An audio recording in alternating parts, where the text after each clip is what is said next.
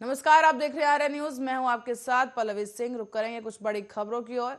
शुरुआत करेंगे आज दिल्ली में केंद्र स्थित ऐतिहासिक विजय चौक पर आयोजित होने वाले इस साल के बीटिंग द रिट्रीट के बारे में।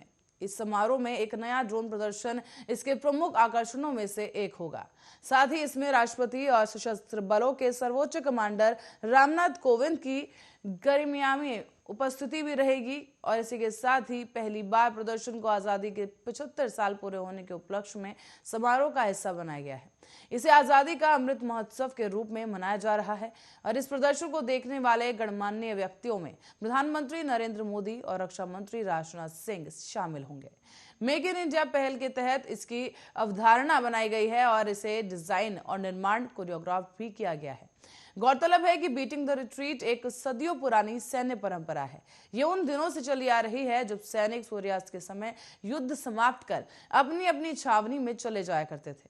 जैसे ही बिगुल बजाने वाले पीछे हटते थे कि धुन बजाते थे, इससे सुनते ही सैनिक लड़ाई बंद कर देते थे और अपने शस्त्र और अस्त्र को वापस रखकर युद्ध भूमि से पीछे हट जाया करते थे।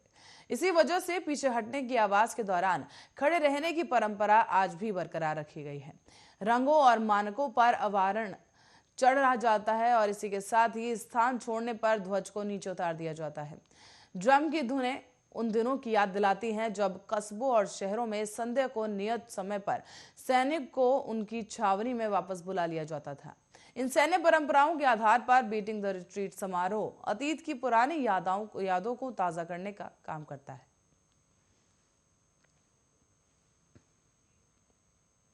तो वहीं बात करें कोरोना वायरस की, तो देश में कोरोना वायरस इस वक्त महामारी काफी ज्यादा तेजी के साथ फैल रही है।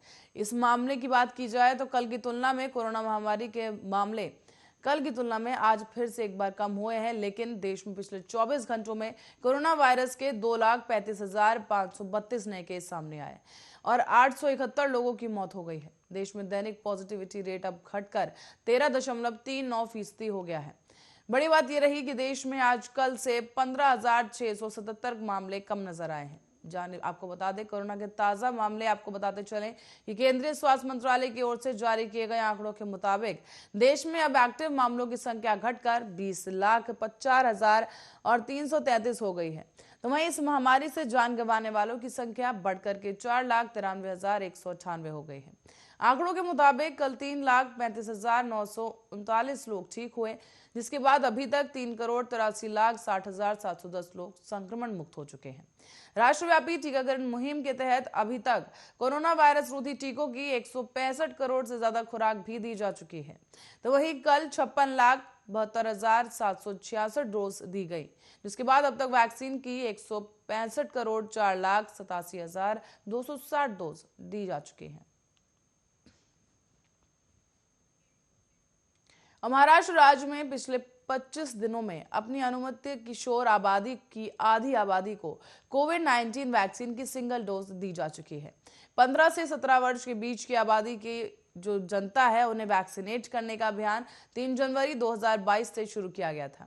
इस आयु वर्ग के बच्चों को अभी तक कुल 30.9 लाख खुराक दी जा चुकी है। हालांकि राज्य का कवरेज अभी भी राष्ट्रीय औसत के 59% कम है। ऐसे में 15 से 17 आयु वर्ग के महाराष्ट्र में अनुमानित 60.63 लाख बच्चे हैं। अधिकारियों ने बताया है कि करीब 51% बच्चों ने वैक्सीन की पहली डोज ले ली है। राज्य टीकाकरण अधिकारी डॉक्टर सचिन देसाई ने कहा कि हमारा लक्ष्य इस समूह के सभी लोगों को फरवरी तक कवर करना होगा। उन्होंने ये भी कहा कि कॉलेजों और स्कूलों के फिर से एक बार शुरू होने से इस अभियान में तेजी आने की उम्मीद है। हाल ही में इस समूह के लिए औसत दैनिक टीकाकरण संख्या शुरुआती दिनों में लगभग 1 लाख से गिरकर 45,000-50,000 हो गई है। महाराष्ट्र में 15 से लेकर 17 आयु वर्ग के बच्चों को वैक्सीन देने वाले जिलों में पुणे में 2,85,767 और ठाणे में 2,53,977 से सबसे अधिक खुराक दी जा चुकी है। इसी के बाद मुंबई में 2,41,392 बच्चों को वैक्सीन की पहली डोज दी गई। तो वहीं भंडारा और कोल्हापुर जैसे जिलों में करीब 76% और 68% किशोरों को टीके की पहली खुराक दी गई।